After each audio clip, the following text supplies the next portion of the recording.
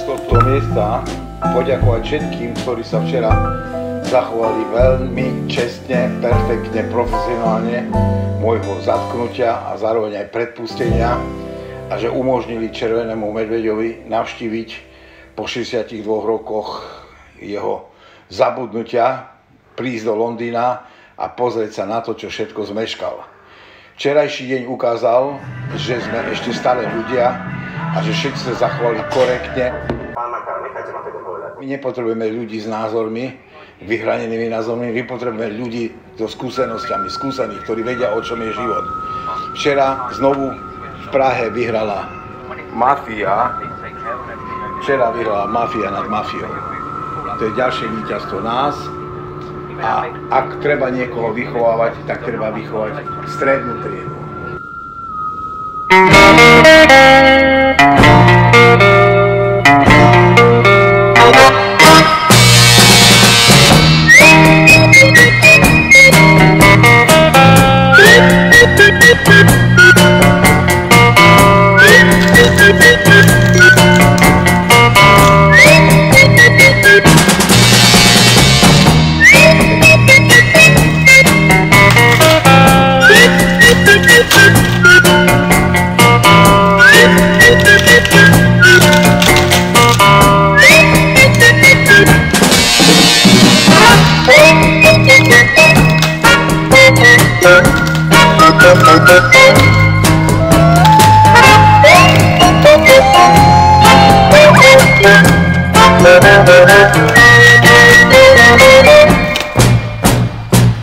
Chrám svatého Víta je gotiky chloubá a já vás tu vítám a půjdeme dál.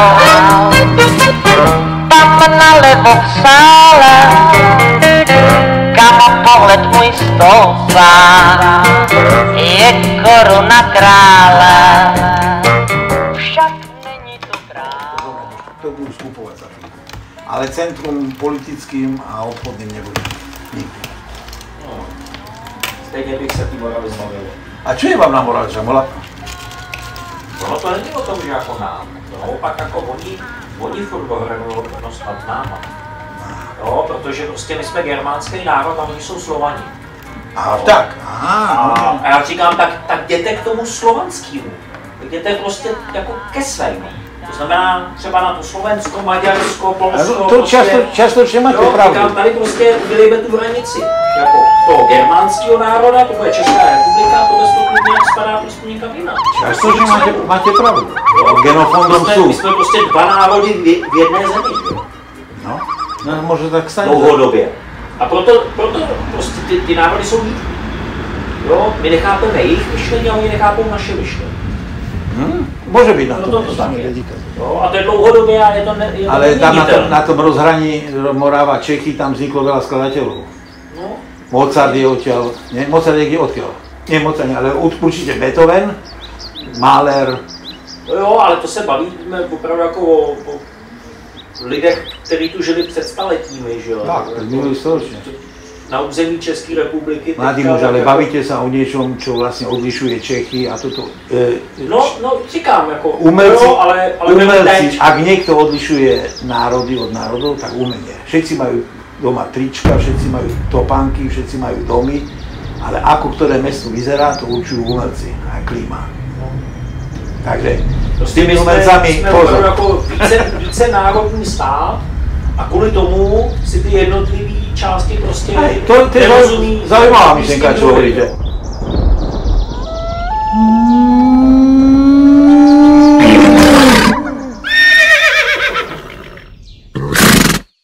A to len vaša myšlienka, alebo to od koho máte to, že vy ste Nemci a Maravania, Slovania? To prvýkrát počujem. To první sčítání, opravdový sčítání, takhle jako podle ras v rámci jednotlivých států bylo za druhé světové války.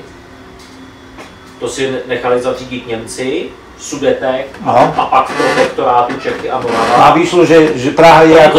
Oni to jeli na všem okupovaném území, jo? Takže jako nejsme výjimkou a zjistili, že tady je 60% národa Germánů.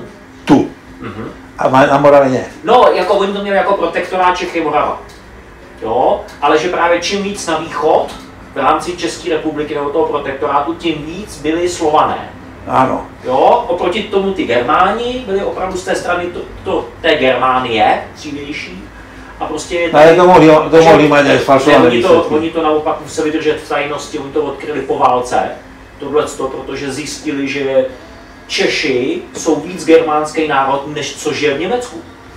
Môže byť. Jo? A oni hledali tu rasovou čistotu, tak nemohli říct, že někde je to lepší. Jo? Môže byť, lebo nebol taký kolobeh a Šumava, hej. Takže tady prostě jsou opravdu jako, a to je dodnes, takže my sice máme světlovlasí lidi, blondýnky, blonďáky, protože prostě je to ze Švédska a z těch skandinávských zemí, které proběhly zase přes vikingy, počínaje skrze celou Evropu a prostě jsou tyhle světlovlasí. Jo, to samý Skotsko, že jo, profrčelo taky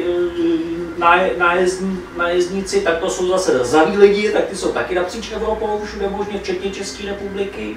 Máme tu prostě pozůstatky keltských národů, jako takových, je to různý, ale zhruba 60% jako Čechů, tak jsou čistě Germáni.